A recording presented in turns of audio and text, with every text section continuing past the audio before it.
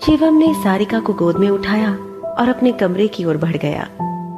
फूलों से सजी सेज पर उसने सारिका को लेटा दिया और खुद उसकी बगल में लेट गया।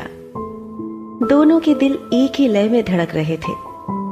शिवम सारिका के करीब आया तो सारिका की नजर खिड़की पर गई, जहां से चांद झांकते हुए उन्हें देख रहा था।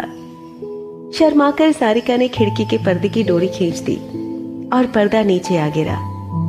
शिवम ने सारिका को अपनी बाहों में भर लिया और सारिका भी उसमें समा गई, वैसे ही जैसे घाट के पानी में समा जाया करती थी कोई नदी।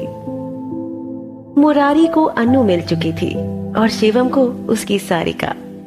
दिन हंसी खुशी गुजर रहे थे, अब कोई दुख नहीं था। सारिका जैसी समझदार और प्यारी लड़की पाकर बाबा और आई बहुत खुश थे। वहीं मुरारी के साथ चाचा और चाची अन्नू की शरारतों को प्यार से झेल लेते, पर धीरे धीरे मुरारी ने उसे अपने जैसा बना ही लिया। शिवम चाहता था सारिका अपना काम फिर शुरू करे, लेकिन सारिका ने साफ मना कर दिया। वो अब अपना सारा वक्त शिवम के साथ बिताना चाहती थी बनारस में। सारिका और शिवम का रिश्ता जितना सुलझा हुआ था, अन्नू और मुरारी उतना ही झगड़ते, पर प्यार दोनों में तब भी था। शिवम अपने गोदाम में व्यस्त रहने लगा। धीरे धीरे करके उसने अपने काम को बनारस के बाहर भी फैला लिया। अच्छी कमाई से उन्होंने नया घर बनवाया। बाबा की दुकान भी अब पहले से काफी अच्छी बन गई। उधर मुरारी चाचा के बार बार कहने पर पहली बार इलेक्शन में खड़े होने जा रहा था। मुरारी बनारस के इलेक्शन में खड़ा हुआ और भारी वोटों से जीत भी गया। चाचा ने अपना सारा भार मुरारी के कंधों पर डाल दिया। मुरारी भी पूरी ईमानदारी से अपना काम करने लगा। अन्नू ज्यादा कुछ नहीं करती, बस मुरारी के नाम से सबके सामने धौंस जमाती कि हमरे ऊ विधायक है। मुरारी के साथ रहकर उसने पूरी बनारस वाली भाषा सीख ली। पड़ोस की औरतें भी उससे डरती थी, इसलिए अन्नू से ज्यादा कुछ कहती नहीं। अन्नू और चाची दोनों मिलकर या तो शॉपिंग करती या फिर टीवी सीरियल देखती। सारिका घर पर रहकर आई बाबा का ख्याल रखती थी, पर कुछ दिनों से वो अपने लैपटॉप और फोन में बिजी रहती थी। शिवम के लिए भी उसके पास वक्त नहीं होता था। और फिर 1 साल बाद एक दिन ऐसा हुआ कि शिवम सारिका पर गुस्सा हो गया।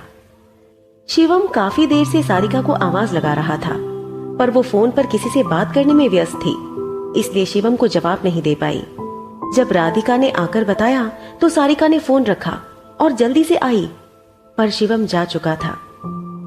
शिवम सारिका से बहुत नाराज था। सारिका का उसका यूं वक्त ना देना उसे खल रहा था। पिछले 1 महीने से सारिका ने उससे ठीक से बात भी नहीं की थी शायद। शाम को जब शिवम घर आया तो उसने सारिका से कोई बात नहीं की।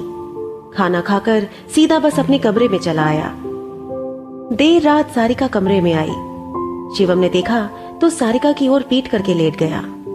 सारिका ने शिवम के कंधे पर हाथ रखा तो शिवम ने उसका हाथ झटक दिया और कहा, जब आपको सबसे फुर्सत मिल जाए तब आइएगा। सारिका मुस्कुरा उठी और अपनी जगह लेट गई। शिवम का गुस्सा भी उसे अच्छा लग रहा था।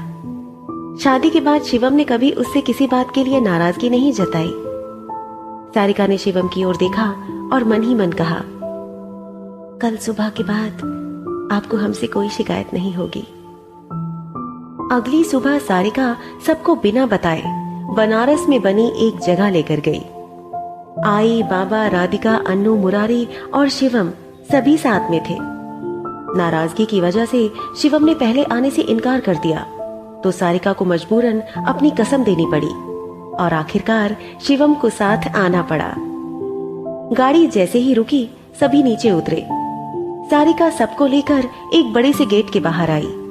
उसे देखते ही गार्ड ने दरवाजा खोल दिया। सामने एक 2 मंजिला इमारत थी, जिसके पहले मंजिल पर बड़े बड़े अक्षरों में लिखा था, कावेरी ओल्ड एज होम।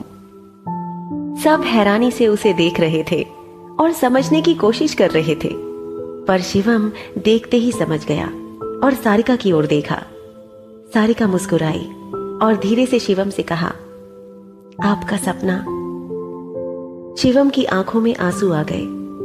उसे अब समझ आया कि रात रात भर जागकर सारिका